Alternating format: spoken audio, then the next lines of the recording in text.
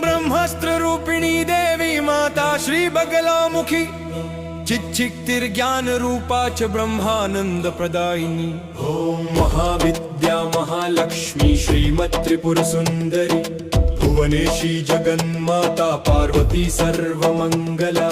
ललिता भैरवी शांता अन्नपूर्णा कुलेश्वरी वाराही छिन्नमस्ता च तारा काली सरस्वती।